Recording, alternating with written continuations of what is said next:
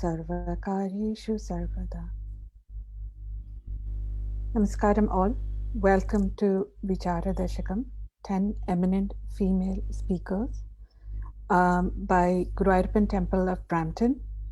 Today we have Swamini Svatmavidyananda. Sri Swamini Svatmavidyananda Saraswati is a long-time disciple of Parama Pujya Swami Dayananda Saraswati of India. She is an accomplished scholar of Vedanta.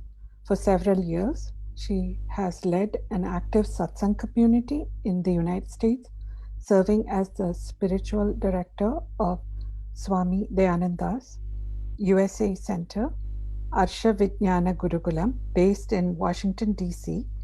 and Oregon. Swaminiji, welcome to Guruvayur Temple of Brampton. Thank you. Om Apyayantu Mamangani Vakpranashchakshushrotramatho Balamindriyani Cha Sarvani Sarvam Brahma Upanishadam Maham Brahma Nirakuryam Mama Brahma Nirakarot Anirakaranamastva Nirakaranam me astu Tadatmani nirateya upanishatsu dharmaste mayi santu Om Shanti Shanti Shantihi Om Sahana Vavatu Sahanau Bhunaktu Sahaviryam Karavavahai Tejasvinavadhitamastu ma vidvishavahai Om Shanti Shanti Shantihi. Namaste to everyone. Thank you for inviting me to speak in this eminent series of speakers, a very wonderful program. I'm happy to be with all of you, if not in person, on Zoom, and it is quite an effective medium, regardless of whatever constraints we may have of not being together. Today we'll be just taking a look, in the short time we have together, we'll be taking a look at a mantra from the Kenopanishad. It occurs, if you want to follow it, if you want to locate where it is, it occurs in the second chapter of the Kenopanishad, the concluding mantra of the second chapter, namely mantra number 5. I'm going to chant it and then let us see where it will lead us. Ihaiva chedavedit atha satyam asti na chediha avedit mahati vinashtihi bhuteshu bhuteshu vichitya dhiraha pretya asman lokat amrita te bhavanti. This is a beautiful mantra. And what does it say? Here the Upanishad does some interesting, it starts off with an interesting word play. Iha, right here, chet, if, avedit, if one were to know, right here. Atha satyam asti, for that person there is truth, satyam. The life becomes meaningful. We'll see that more. Let's just finish with the translation. Nached iha avedit, if one does not know right here in this body right now, then what happens? Mahati vinashtihi. It is a infinite loss, great loss, absolute loss. And then seeing the self, seeing oneself in every being, bhuteshu bhuteshu, or we can take bhuteshu bhuteshu in all the five elements, seeing oneself in the source of the universe, vichitya, seeing, discriminating, seeing oneself. Dhira is a wise person. Dhihi dadati, dhihi rati iti dhiraha. So, dhihi rati dadati iti dhiraha. So, that means the one who is able to internalize this knowledge and also share with others is called dhira. Then what does the person do? Pretya, having left this body, asmat lokat, having left this loka, one meaning, or dying to the smallness and the dying to what we call samsara, dying to the notion that one is finite. Amritaha bhavanti, they become free of the cycle of life and death. They become free while living, and as you know, the term is Jivan Mukta. So, this is a very beautiful verse, and let us look at it in a little bit more detail.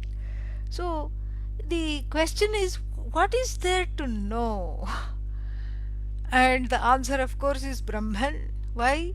Because this is even in the Shanti Mantra to the Chandogya Upanishad, which is where the Kenopanishad occurs. Kenopanishad is part of the Chandogya Upanishad. Kenopanishad is part of the Samaveda. So the Chandogya Upanishad, Kenopanishad, they all come under this Samaveda. And so in the Samaveda Shanti Mantra, the word Brahman appears. In fact, it's the only Shanti Mantra out of the four Vedas, the main Shanti Mantras, where Brahman is there. Otherwise, Sahana Vavatu, we don't have the, which is for the Krishna Yajurveda Shanti Mantra, there is no word Brahman coming there. Then the Rig Veda Shanti Mantra, again there is no word Brahman coming there. Shukla Yajurveda Shanti Mantra comes close because it says Purnamadaha Purnamidam, that is whole, that wholeness, Purnata is there. But again the word Brahman outright is not used. Then what is left? Atharva Veda Shanti Mantra, which is Bhadrang Karne Bhishriyam Devaha. Again the word Brahman does not occur there.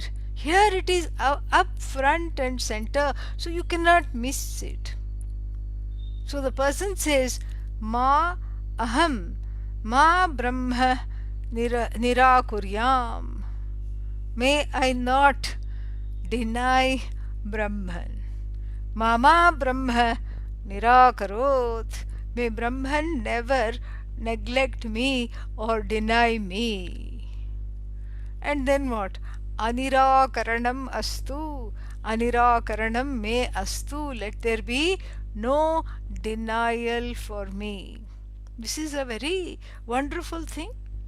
First of all, what is this Brahman? We have to understand this. And the Upanishad, not only this Upanishad, namely the Kenopanishad, but all the Upanishads reveal the two things. First is that the word Brahman comes from the dhatu brihi, vriddhau, that which is limitlessly big. And to that some manin pratyaya is added and some grammatical operations take place, yielding the word Brahman. Brahman is Bhagavan, Ishvara. It is Bhagavan. And so this Bhagavan is you. Aham Brahmasmi. Ayam Atma Brahma. All the Vakyas, the Mahavakyas in the Upanishad attest that there is no difference between Atma and Brahman. In fact, they are one and the same. They refer to one and the same. Atma means I, Brahman is the source of the universe, and this is what it means, iha chet avedit. This is what is there to know. And in the beginning of this very Upanishad, with the students asking the question, how do the thoughts form in the mind?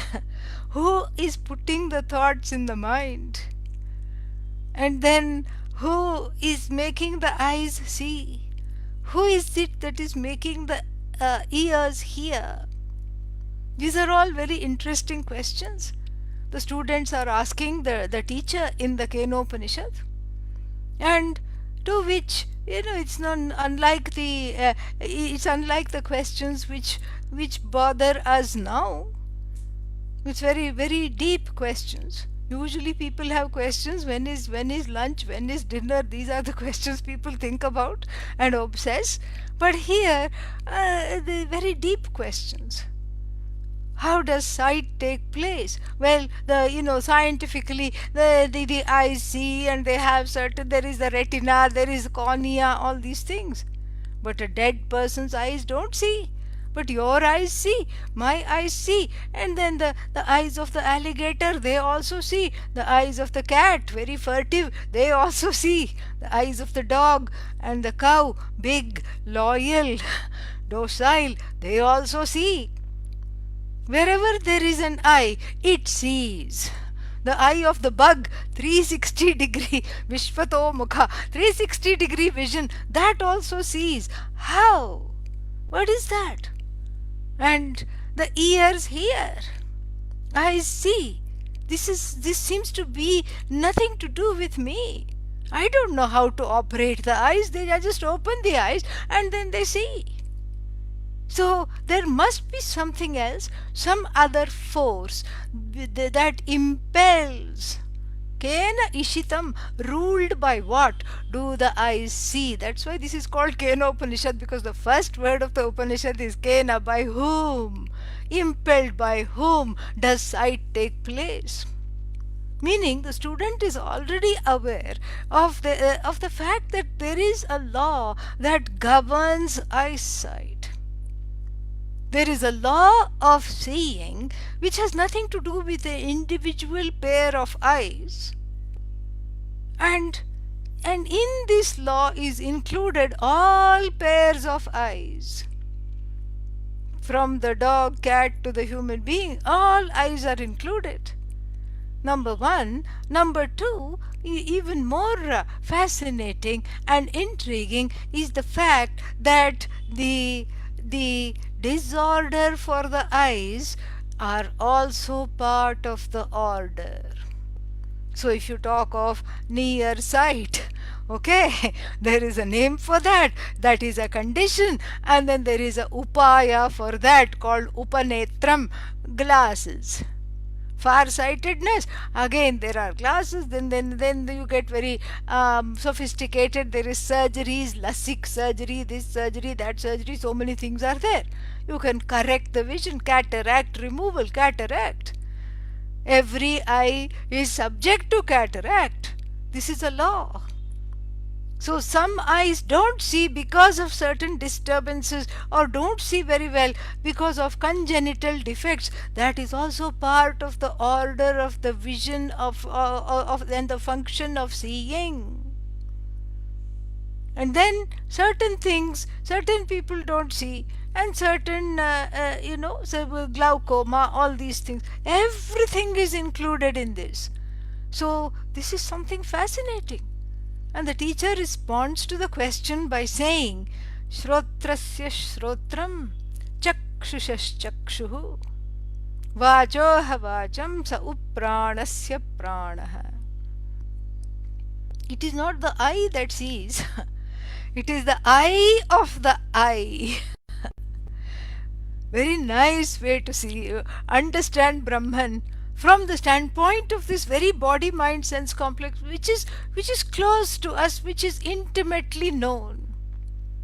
So this kind of an analysis technically is called tvam pada vichara, because it is centered on the analysis of what is this I, this tvam pada.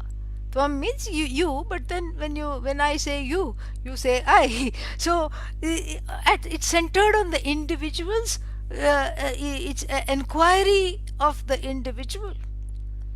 So it's the eye of the eye. Then what is this eye of the eye? That which makes the eye see, that which sees everything without needing an eye. without needing a karana, an instrument called the eye. It has sight, it sees everything, but it doesn't have eyes. Another Upanishad says that. Pashyati sarvam, sees everything, but it doesn't need eyes to see. Why? Because it is all knowing. All knowing is something so, huge. Because what does the individual consider oneself? Small knowing. Small knowing versus all knowing. Small, I am small.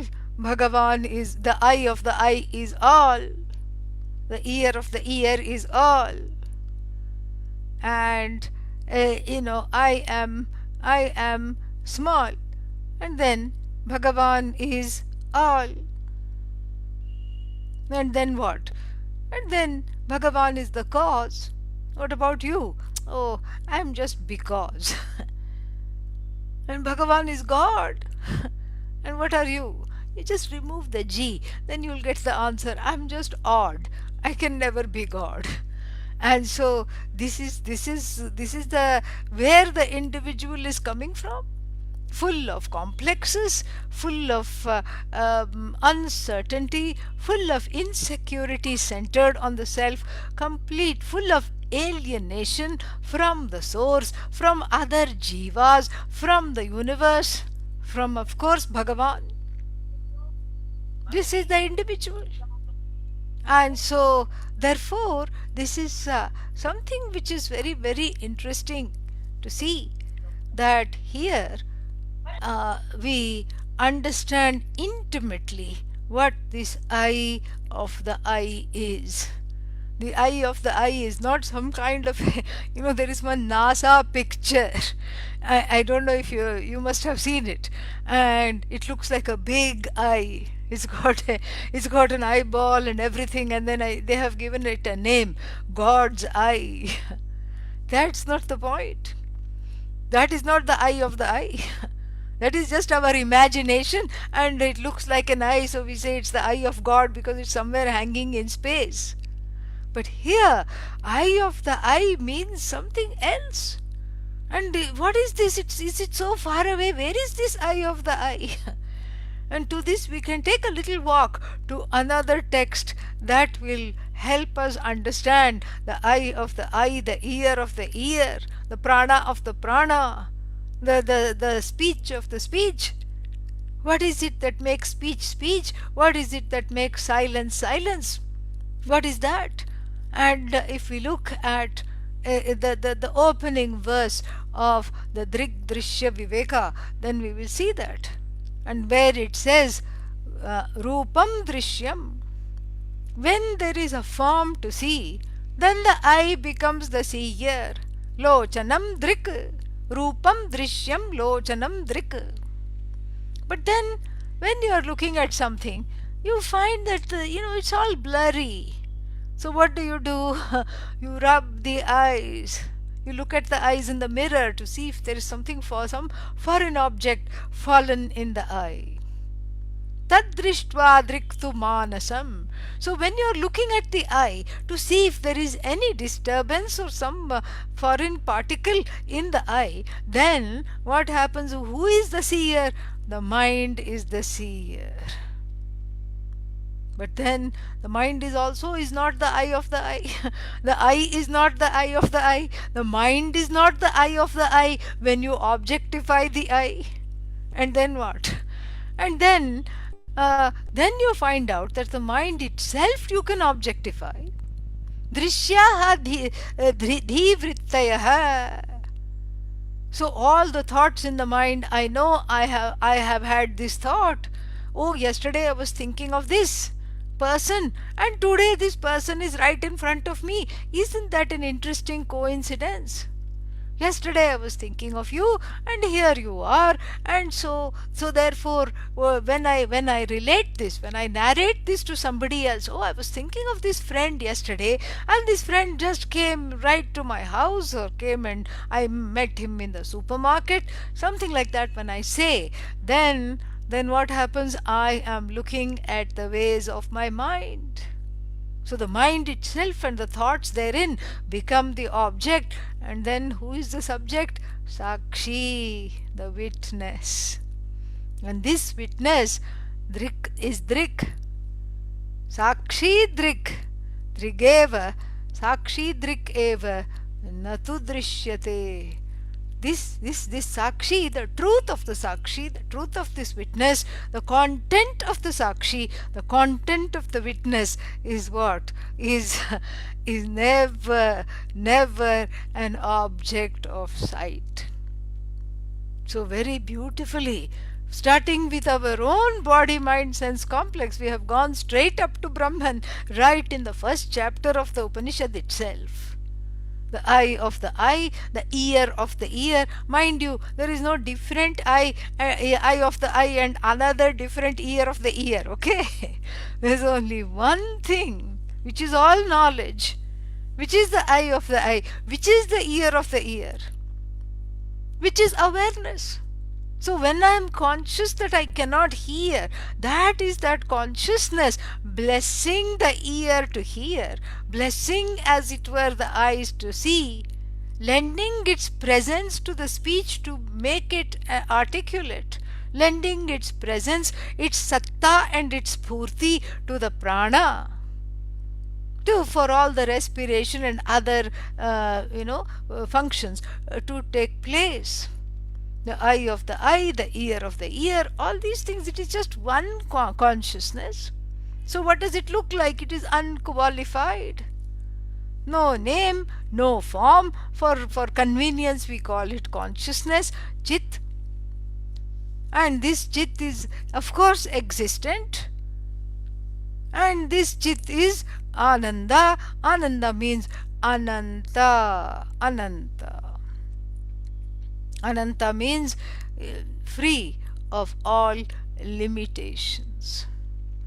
And this is what is there to know, that I am this alone. I am not just the sum total of the body mind sense complex. And this eye of the eye, ear of the ear, is already partially known. Because if I were to ask you this question, which I do all the time, are you here? What are you going to say? You have to say yes, correct? Unless you are asleep, which also frequently happens in Vedanta class, doesn't matter. But if you are awake, what do you say? I am here. Are you here? Yes. You have to say yes. You have no other choice but to say yes. You have to say yes. And so therefore what? Therefore, if you have to say yes, then there is nothing else to do. You just have to say yes. And this is what it is said in the opening mantra of the Samaveda, which we chanted earlier. Maham Brahma Nirakuryam. Let me not deny Brahman. Because that which says yes I am is Brahman. That acknowledgement is Brahman. I exist. And how do you know you exist? I know I exist. I don't have to check with the significant other. I don't have to check, do I exist? You don't have to check with somebody in the family. I know I am. So I am is equal to I know I am. The two cannot be separated. The I am and I know cannot be separated. I am Sat or Satyam, existence. And then I am means what? I know I am. I know, Chit, knowledge. But how can you say knowledge? There are so many things I don't know. What you don't know, also you know. No, how is that possible? Like if you say, I don't know Greek language, right? That means what? What are you telling me? I know that I don't know. So this I know never becomes I don't know. Think of how fascinating that is. This is what is all knowledge. This is what is Chit. This is what is Satyam Jnanam. And how long do you know? How long do you exist? Are you here now? Yes, now, yes, now, yes, now, yes. And that now is always free of time. Now is free of time. Why? Because it is now. Now is free of time because you cannot measure with a tape or any other device the length of now. The length of now cannot be measured. How long is now? Now is now ending now, can now finish now. And then if I were to ask you, are you sad now? The answer will always be no. As long as you're in the now, no sadness. Are you sad now? No. How about now? No. How about now? No. How about now? And even if someone were to say yes, I will say that was then. This is now. That is gone. And so this is who you are. And this is Brahman.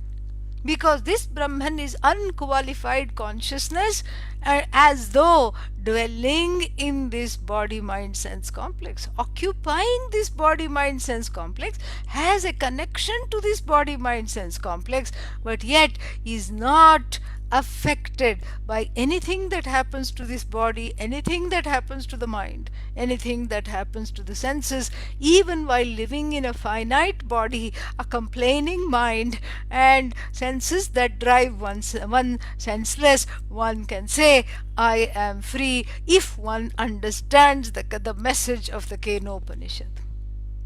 And so this is very wonderful. So this is what is Brahman. And this Brahman, that is unqualified consciousness and not something you worship. Tadeva Brahmatvam Vidhi, says the Kenopanishad. Nedam Yadidam Upasate, not that which you put somewhere and worship. But here, that which you worship is also Brahman. That the worshipper is also Brahman.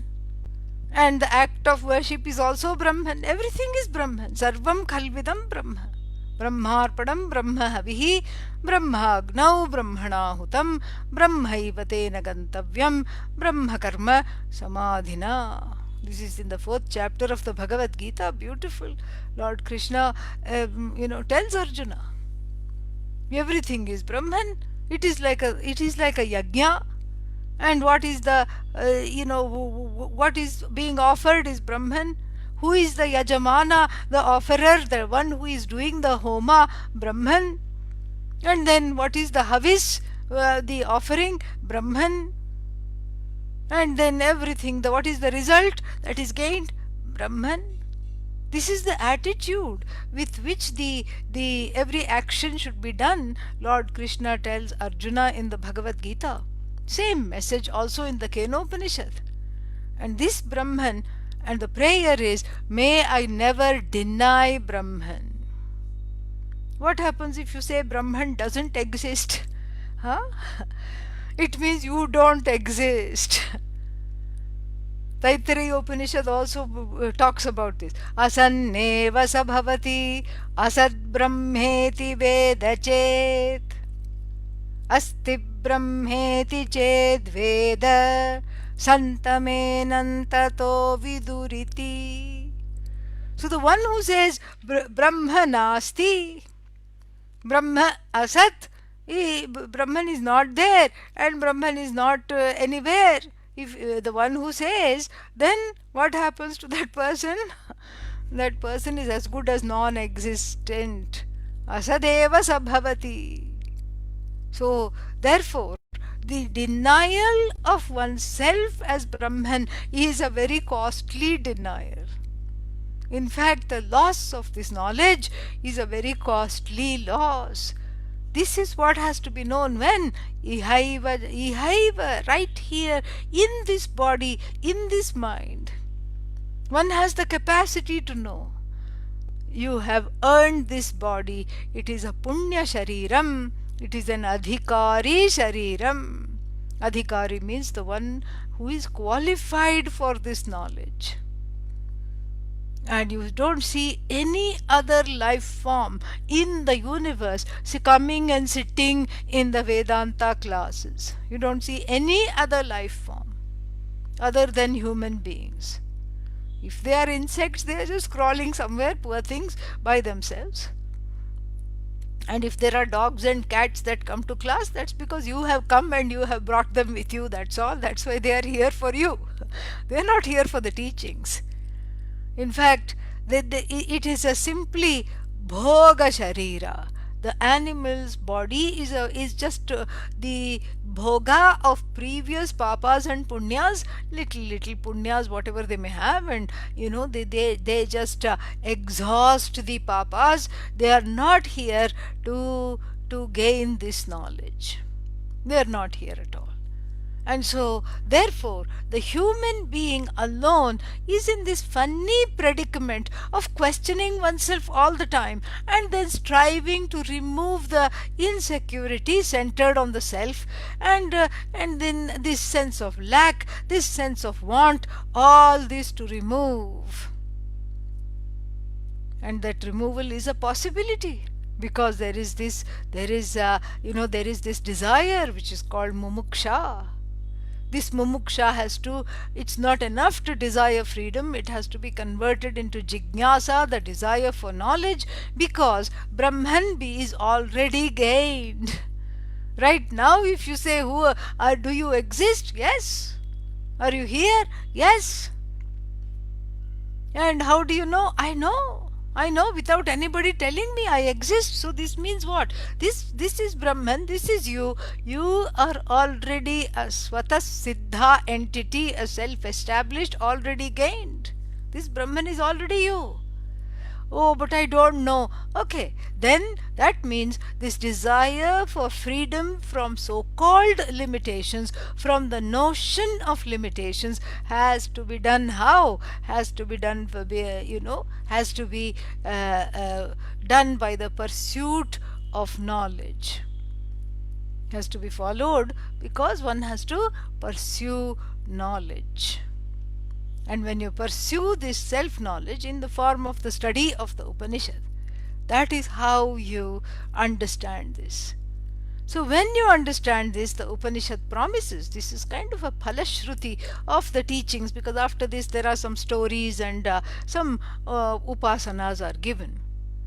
So the phala of this Upanishad is that athas satyam asti. When the person knows this oneself as Brahman, then the person can really be said to exist. Otherwise, they are as good as non-existent. Think about it. A person without Vedanta goes about one's life without any focus on spiritual growth, without any Bhagavad Gita in one's life, without any introspection, goes about just meandering from one thing to another, keeping on reproducing samsara, action, and then result of action. I don't like the result of action, so more action to correct those results of action. This is going on, and in the process accruing lot of papa, little bit of punya here and there, accidentally, lot of papa, and then what? And then you have to do some prayashchitta, karmas of atonement to get rid of the papa, and then again, again one forgets and does again wrong things, because the force and the pressure of the desires to belong to this or that and to gain this or that, all this is false. That is why it is not Satyam. One is living an ersatz life, a life devoted to just, non-reality, anatma. So all the pursuits, anatma, if it is, done for the sake of this knowledge, then all pursuits become blessed, because they become, they are called, then the life is called karma yoga.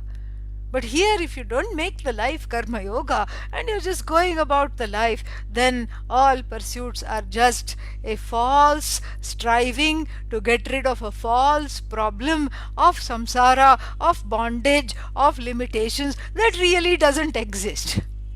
So it's like saying, what kind of an equipment do I need to beat the snake that is in my yard?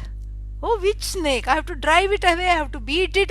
Should I take a stick? Should I take a gun? Should I take a dagger? Or should I put a stick at the end of the. Should I put the dagger at the end of the stick so that I can cut it from far? What should I do? And then, why do you want let the snake be? No, no, no, I want to get rid of the snake. Then you go out with this person who's acting mad and then looking for ways to kill this snake, or maybe I should just burn it alive. What should I do? And then when you go there, you see the person shows you the snake. It is a rope. What is that? It's a mistake.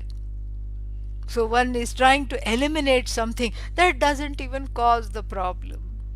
One is trying to eliminate the Jagat, one is trying to eliminate not oneself but the so-called limitations centered on the self. And one is trying to change other jivas. You can't even change the people in your own life. What about other people in the world? Not possible. And so one is grieving all the time because this is not possible. You are not in charge of the result of action, to first of all. And second of all, this is futile because here you are competing with Bhagavan. Bhagavan has manifested the universe and you are living in the universe. And so the non-separateness that we talk about is not on this level. The non-separateness that we talk about is at the level of the absolute, at the level of this consciousness which we saw earlier. And this consciousness is nothing but Brahman. Brahman wearing a big crown and showing a blessing hand is called Ishvara. Brahman wearing tatters and a dunce cap is called Jiva, sitting in the corner of the class, ignorant. Blessed by ignorance, the Avarna Shakti of Maya is the dunce cap. This is what has to know to make the life meaningful. When you know this, then you can enjoy the Jagat. It doesn't become the cause of the sorrow. You enjoy your own body. Even in a body that is on its last legs, you still enjoy it. You're not bothered by it. You may be, the body may be in pain. And it's okay, there are some upaya there. One can be on some painkillers or whatever it is. And so therefore this knowledge is not an option. And the Bhagavad Gita also puts this very well. And yam labdhva cha param labham aparam labham manyate nadhikan tatah yasmin sthito na dukkhena guruna api na vichalyate. Na vichalyate. The person is not shaken even by the worst of sorrows, the heaviest of sorrows, established in which knowledge there is no other gain higher than this. So the gain of the absolute is absolutely important, because this is one chance one has in the human life to pursue this knowledge. Because in last life, who knows what one was? Maybe a donkey, maybe a monkey. In the next life, who knows what one will be? This life is given. This life is a specific Vedanta Upadhi. It is an Upadhi specially for Vedanta, not for any other thing. This is what it is. So it is for Antahkarana Shuddhi. It is for purification of the heart, of raga and dvesha, and of strong preferences and prejudices, and it is for the pursuit of this knowledge. No other reason this life has been given. And so this verse, this mantra says, make use of that. Then your life is fulfilled. Then you can be called that you are, you have done something with your life. And then in the true Upanishad style, it says the opposite also. Nached iha avedit. If the person chooses not to know, because after all it is a choice. The desire to know and the choice to know is something to be owned up and then exercised. And now it is so easy to exercise the choice. One of the pandemic has helped, because you can have all kinds of Vedantins and teachers come into your study, your living room, via the computer. You don't have to go anywhere. That is one of the blessings of the coronavirus. I always call it the Karuna virus, because it has really transformed our lives to really give the opportunity to look within. This is what the whole thing is. And so therefore there is something which is missing in life if we don't know this. This is what the Upanishad says. This way we don't know so many things. We don't know that there is that one black hole is very big and the other one is not so big. Maybe we don't know that. In one galaxy, the black hole is huge. We don't, like the Milky Way has a huge, massive black hole. We don't know. Many people don't know that. But the loss of that is not an infinite loss. And then what happens when you gain Brahman? The gain is a so-called gain. it is a so-called gain because one is already happens to be free, happens to be Brahman. But here, if you don't know this, it's an infinite loss, because it's the loss of the infinite. The loss of the infinite is an infinite loss, because you can withstand not knowing about black holes or some other life forms or alien life or whatever it might be. You can nothing changes if you don't know that. Like if you know the placement of something, Venus, in your horoscope, then not a big deal. Even before you knew it, that is where the Venus was. Even after you knew it, it's not going to jump a few houses and go somewhere else. It's going to still continue to be there. And so therefore certain things, this is what is called the relative knowledge. It doesn't matter what you know, and what you know doesn't appear to add to anything in your life. And anything you know is just Brahman plus. It's a value added plus. Just like infinity plus 1 is what? Infinity alone. Infinity minus 1, infinity alone. So if Brahman is infinite, this is what you have to know. Knowing which, everything is as good as known. This is what Narada was told when he went to Sanat Kumara with a whole list of accomplishments. I know Yajurveda, I know Rig Veda, I know Samaveda, I know Atharva Veda, I know it backwards and forwards. Oh, you're a Chaturvedi. But yes, I know Shiksha, Kalpam, Vyakaranam, Niruktam, Chandas, Jyotisham. I know all branches of knowledge. I know the Upavedas, I know this, I know that, I know Nakshatra Vidya, Shastra Vidya, all this Dhanur Vidya, everything. I know the art of archery, warfare, everything. And so Sanat Kumara says, "This is now I know the problem. Why you say you are subject to sorrow? You know everything, Narada, but you know a lot of everything. But really, this everything that you know is a lot of nothing, because you don't know that thing because of which everything is as good as known." And then he teaches him what is called Bhuma Vidya. Bhuma is another name for Brahman. That's all it is. And so if you don't know this, Mahati Vinashtihi, it's a loss, great loss. That's why we pray Maham Brahma Nirakuryam. Let Bhagavan not turn the face away from me. Let Bhagavan's grace always be with me. May I never turn away from Brahman. May I never engage in a rank form of self-denial. And then what happens? The results of this knowledge are pointed out in the last pada. Bhuteshu bhuteshu vichitya dhira. The dhira, the wise person, sees this consciousness, sees the I, the self, the self that transcends this body mind sense complex, this I, which is the I in you, which is the I in me, which is the I in the tree, which is the I in the sun, which is the I in the air that we breathe, this I which is all pervasive, which is everything, this self which is everything, one sees bhuteshu bhuteshu, in all beings. How can I see I in all the beings? Simply because there is only one I.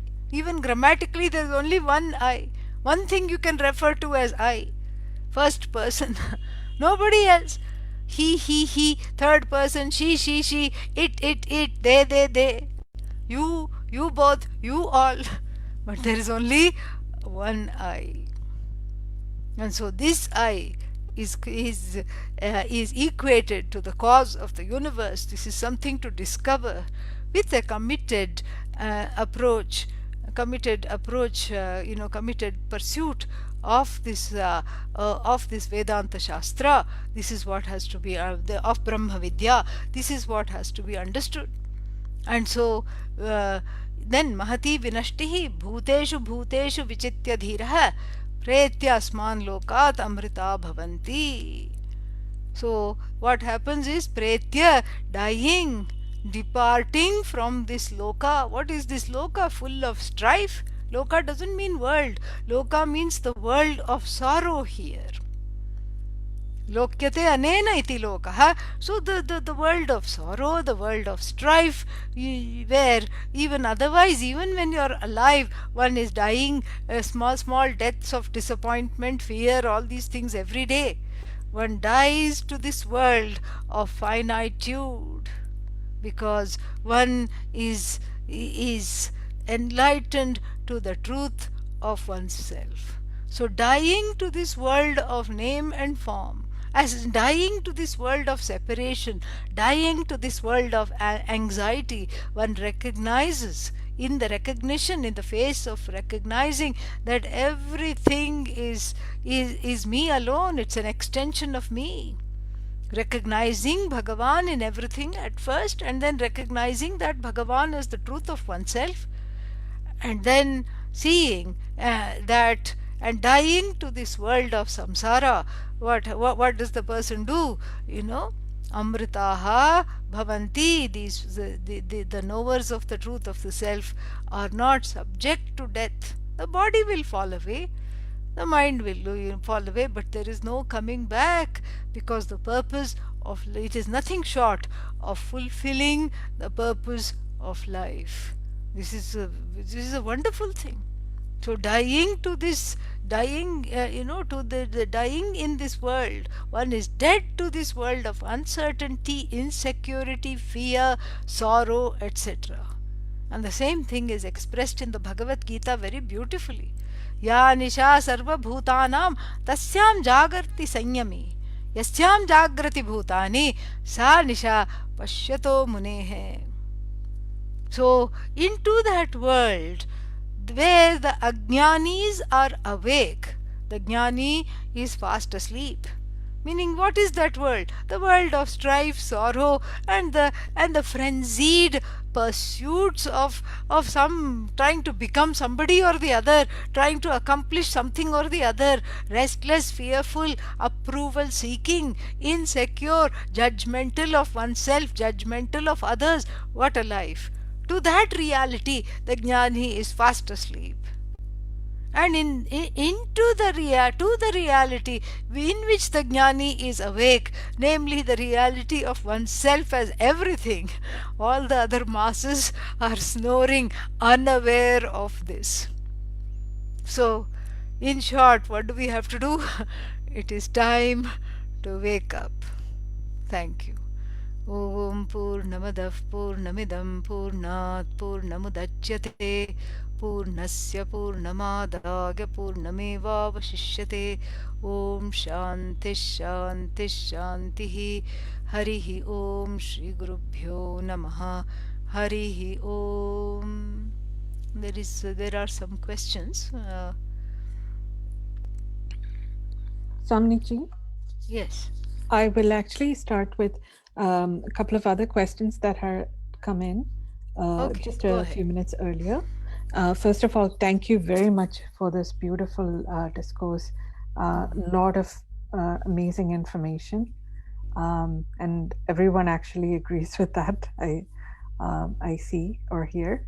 So I'll start with the first question, which is Smita asked, Swamiji mentioned the example of the coincidental situation where one thinks of a person, for example, and then happens to see the person the next day in the supermarket. Is there an explanation to this coincidence relating to the mind? Would this be called manifestation? If so, can we tune this to situations we would like to see in our life? And how can we do this? Yeah, this is, this is what the I suppose the new age people would use the word manifestation. Um, for us, it is all Ishvara, it is all Bhagavan. And how does it work? Because you see, there is some intentionality, correct? You want to, you think of a person. Somehow you say, oh, I haven't seen this friend in a long time. And that thought has a certain power in the form of a in the form of your own karma, your own prarabdha. That thought is already is part of the prarabdha. And the prarabdha, if the prarabdha allows it, you know what happens? Then it's almost like Bhagavan, who is the giver of the fruits of action, manifests this person to come. There is a so-called coincidence. Every coincidence is Bhagavan for us, you know. And yes, that is one part of the answer. The second part is, there are, when one gets to the place of where all the desires drop away in the wake of this knowledge, and when one is able to be just in the world of Bhagavan without trying to have one's own agenda, then one goes with the flow. One is the flow, and so then one becomes the flow. For people like sages and saints, they are able to see many sages and saints, the esteemed holy ones. They are able to see what's going to happen, and because they don't really have an agenda for themselves, they're able to help people. So that is what. So if you want to see, sometimes when we say I want to manifest something, that won't happen. In fact, I would say, please pray to be free of the desire to manifest this or the other, and just pray to Bhagavan to manifest whatever you want. That's the more direct route and a sure route. Okay, you're on in the firmly, your feet are firmly on the ground. I have another question. Vinita has asked, what is the best way to introduce Brahmanyana to an average person? Well, everyone is an average person. You can share with them something that you have that has inspired you. And it's better to listen than to read, because when you read, you come in your own way sometimes. You can edit, you can punctuate, you can just say, oh, this doesn't apply to me, tatvamasi doesn't apply to me, you can say that. And so when you read, it's harder. That's why shravanam. So see something, if you have listened to somebody inspiring, you share that with them, share the link. Um, Again, Vinita has asked, which Upanishad do you think best explains Brahmanyanam and why? All of them, from their own standpoints, and they do so beautifully, and they do so from different examples, different teachers, female teachers, male teachers, and students, all, so many different scenarios. It's just so beautiful, because it is just absolutely wonderful. And so therefore, what are we going to do? We can't really pick and choose the Upanishads to say which one. You cannot really grade the Upanishad, because doing so would be a very subjective testament. And so whatever whatever appeals to somebody. They may say that this is my favorite Upanishad, and that's perfectly fine. And so each one cuts the ignorance from a particular standpoint. The Mandukya Upanishad talks about the three states of experience: sleeper, dreamer, waker. All of it is Atma. Atma is none of them. Atma is the one who observes all the three states without coming under any particular state, without losing, it blesses the existence of the states without becoming any one of them. And so, like this, each Upanishad has a unique way to cut the ignorance. Now, Srilata has asked, is it correct that jnana is superior to karma and bhakti, and that while bhakti and karma can take one close to liberation, however, liberation from the samsara can be achieved only by knowing jnana? Well, I don't, the question of superior and inferior makes it seem like there are many different things, and then, it's like, is chocolate cake superior to ice cream? Or, this is not some kind of, again, a gradation. Because there's only, see, the problem is ignorance. And because there is self ignorance, one starts to, the mind starts to be overactive and starts to think of, come to wrong conclusions about the nature of the I. And so because of these wrong conclusions have to be removed. So the distance between you and self knowledge is not time or space. It is ignorance. That ignorance has to be removed. So the only thing to do is jnana.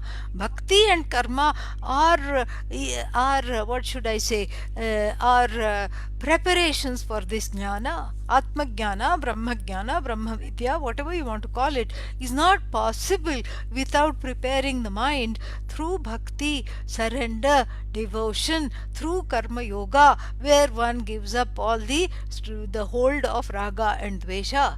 So it's, the question is jnana superior, karma superior, whatever it is. When we think like that, it's like saying, is a high school diploma superior, or is going to college superior? Without high school diploma you cannot go to college, correct? And so these are all preparatory. The karma yoga and the bhakti are all preparatory. The only problem is one doesn't know, and that self ignorance must be removed through self knowledge. Next question we have is intuition same as consciousness? No, because you're aware of intuition, and that awareness is consciousness. Okay.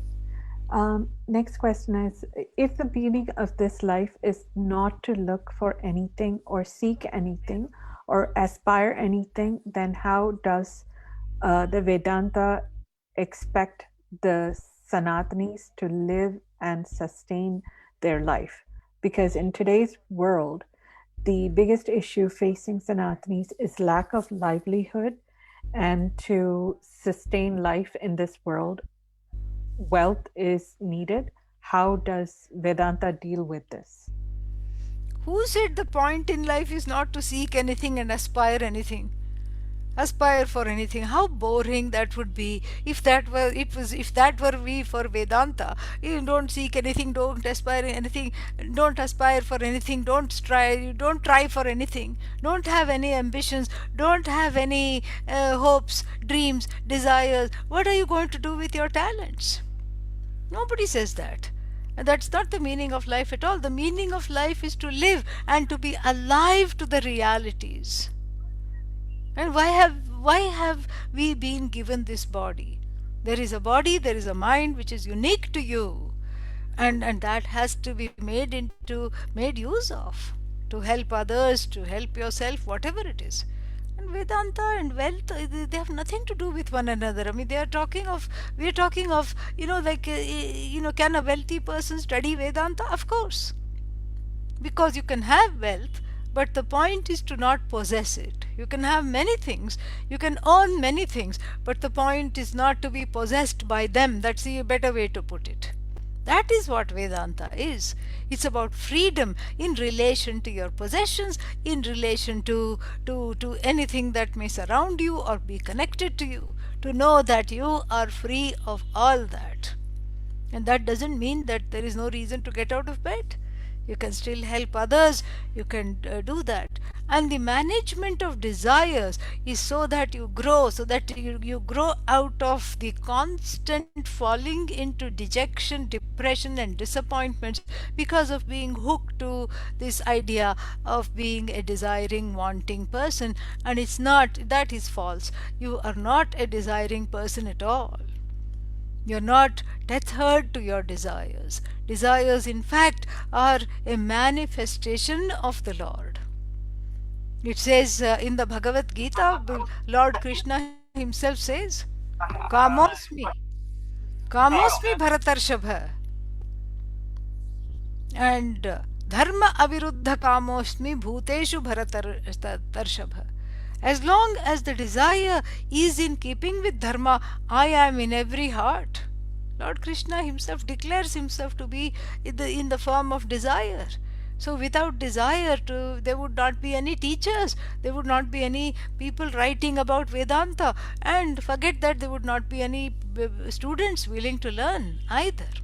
And so there is no problem with wanting to sustain your life, or there is no problem with wanting to, there is no problem with having wealth or whatever it is. It's just don't let the wealth have you. That is the problem. Ah. It's a really good question, and thank you, Somniji, for that beautiful explanation. Are you okay with continuing with a few more Yes, yes, questions? absolutely. Yeah, Thank we'll you. finish. Thank you very much. We Not really at all. appreciate that. Yeah. So, Krish has asked, understanding self or Brahman is clearly the purpose of one's birth. With that jnana, how could a samsari do their worldly role with sincerity and passion? Thanks for another wonderful satsang, he says. Yes, I'm so glad you asked this question. Well, the thing is, again, there is no contradiction. You do the duty in the world. That is why we have this very strange word which we don't use in the West, which is not used so much in the West. Duty, do your duty.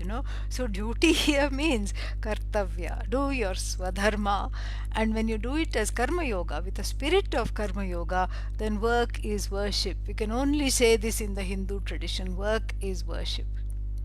And if work is worship, if you're doing it worshipfully, then there is passion, there is sincerity, there is a sense of responsibility, there is accountability, and you do all that. And doing this work as worship, what happens is that you don't, you grow from a person who is constantly disappointed because they cannot do as they like always. From that, you grow into a person who likes whatever there is to be done. Think about the change. First is a person who is striving to do whatever one likes, and one cannot do that. You cannot go about choosing and picking only what you like and to eat, what you like to do in life. You have to grow into a person. This is what is needed to understand the self as Brahman. You have to grow into a person who likes whatever that needs to be done. And that is the that is the transformative power of Brahma Vidya. When that happens, there is plenty of sincerity, passion, commitment, dedication, whatever you want. Okay? Yeah. Srilata has asked, do we need Brahma Jnana to understand? To understand what, my dear? I don't think the question was completed, or Yeah. maybe a word was Srilata, are you missing. here? If you are here, unmute yourself, please, and tell me, understand what?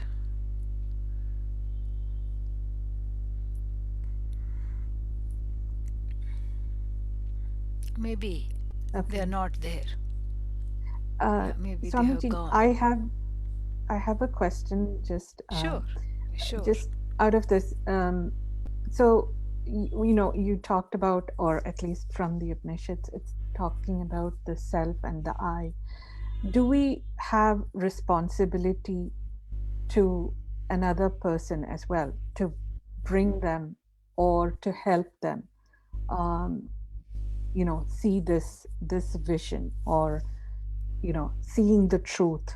Do we each have that responsibility, or is it just the self and it just passes on, flows?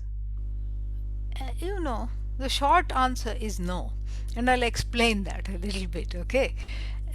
Because, each one is drawn to this. It's best if each one is drawn to it on their own. You can encourage. And many times, one drags in the significant other, and maybe in time, the significant other also responds. And in some cases, they don't Yeah, respond. Correct? So, so you can take the horse to the water. You know the rest of it, so you cannot make it force it to drink. Same thing here. So you can take the person to Brahma Vidya, and then you cannot force them to learn or understand, because that is not where, because it's all so much individually dependent on one's preparation. Preparation is 9/10 of the knowledge, and 1/10 of the, or 1/10 of it is saying Tattvamasi, Aham Brahmasmi. The Mahavakya is 1/10 of it. And so therefore we are in a very unenviable place, because the thing is, one is so happy with this knowledge that one wants to bring yeah, the whole world along, and that is a wonderful thing. Please do that if you can. But then if your friends are going to drop out and they're going to start getting afraid to invite you to potlucks, then better to stand back a little bit. And the second thing I will say is that actions always speak louder than words. So if you've started to attend the Bhagavad Gita home study group, or if you've started to attend all these lectures, etc., then then people start to thinking that, oh, how long have you been studying Bhagavad Gita? You're still getting angry. This is why teenagers are there at home. Young adults and teenagers are just for the sake of this, they have been made, okay, and put in your life. And the significant other also says, what is the use? You are studying Bhagavad Gita. Here you are getting anxious, irritable, all these things. So actions speak louder than words. So they want to push the button all the time. So, but if that prasada buddhi, that calmness, the compassion, the growth, you don't have to say, I'm growing so much, I can't stand it, I'm just last month I used to get so angry, now I'm calm. That day they will make sure that you get angry. They will do something to make you get angry. So this way it's better to just be just keep it a personal project, and then let them see the effect. And then they, even though in the beginning they are resistant to you going to so many satsangs, so many retreats, then they will only say, you look a little stressed, please go to your retreat and come back. They will themselves send you with their blessings. you know but that was also part of how we have certain responsibility to our children. yeah, So we show them the way, even though there is a lot of resistance. So yeah, that's one part. Spouses or significant other, that's another aspect. But children, definitely. And then, of course, we have people who are struggling, who might be our neighbors, things like that. In our yeah, society, we yeah. want to Yeah, you can hold. have some satsang, you can invite somebody to speak, whatever, you can do whatever. But again, do it from a place of just an offering. Because if you expect something to happen as a result, then Yeah. nothing will happen. Yeah. Like the Bhaja Govindam contemplates on which is the good time to study Vedanta. Balastavat krida saktah. Oh, maybe I should have studied at childhood. No, the child is only interested in play. Oh, maybe young adult, that is the best thing. tarunastavat taruni raktah. The young adult is interested in another young adult. That's about it. Nothing more is possible. Oh, maybe after retirement, after all the responsibilities are gone. Vriddhastavat chintamagnaha. The elderly person is consumed with worry. How will I die? Or with whether my children will take care of me? And then what will they do with my property? All these things. Pare Brahmani kopi na lagna. Nobody is interested in Parabrahma at any time. This is the way of the world. So when you model, you model this Brahma Vidya rather than talk about it. When you model Brahma Vidya, it naturally becomes attractive. So, Swamiji, I think we have come to the end of our questions today. First of all, we want to thank you for, Guruvayur Temple of Brampton wishes to thank you for your time and this beautiful, enlightening session that you have shared with us. And Swamiji, also may Karuna virus in your language bring us more enlightenment and beautiful satsangs like this. And just Swamiji, Srilata did clarify what she needs to know. Anu let her finish speaking. I will address Srilata's I see. question. I'm sorry. Let Anu finish speaking. I'm sorry. Yeah. No, finish your no, thought. No, finish your that's thought. all. Nothing to That's all that I wanted to say. Yeah. And you may address Srilata's question. And if you'd like, you can also conclude with a prayer, or I shall, whichever. Yeah, we'll chant Sarve Bhavantu Sukhina. That will be nice. Yes, I mean, to understand myself, do we need Jnanam? Yes, to understand yourself, you need Brahma Vidya. That says that you are free of the limitations of the body, the mind, the senses. You are whole, you are one with Bhagavan. That is what the whole thing is, okay? Yeah. Thank you, Swamiji. I'm little. Thank you. No problem. I'm little scared to put the question properly. Yeah, but look how nicely you are speaking to me. So that's wonderful. You've overcome the fear. Yeah, Good for thank you. Yeah. Thank you. So shall we chant the closing prayer? Please, Swamiji. ॐ स्वस्ति प्रजाभ्यः परिपालयन्तां न्यायेन मार्गेण महिं महिषाः गोब्राह्मणेभ्यः शुभमस्तु नित्यं लोकाः समस्ताः सुखिनो भवन्तु काले वर्षतु पर्जन्यः पृथिवी सस्यशालिनी देशोऽयं क्षोभरहितः ब्राह्मणाः सन्तु निर्भयाः सर्वे भवन्तु सुखिनः सर्वे सन्तु निरामयाः सर्वे भद्राणि पश्यन्तु मा कश्चित् दुःखभाग् भवेत् असतो मा सद्गमय तमसो मा ज्योतिर्गमय मृत्योर्मा अमृतङ्गमय ॐ पूर्णमदः पूर्णमिदं पूर्णात् पूर्णमुदच्यते पूर्णस्य पूर्णमादाय पूर्णमेवावशिष्यते ॐ शान्तिः शान्तिः शान्तिः हरिः ॐ श्रीगुरुभ्यो नमः हरिः ॐ Thank you. I enjoyed my time with you very much. Om. Thank you. Om. Om Namah Shivaya. Yeah. Namaskaram. Shivaya. Thank you. Namaskaram. Om. Hari Namaste Om. to all. Namaste to all. Have a wonderful day. Take care. Be well. Om Tat Sat.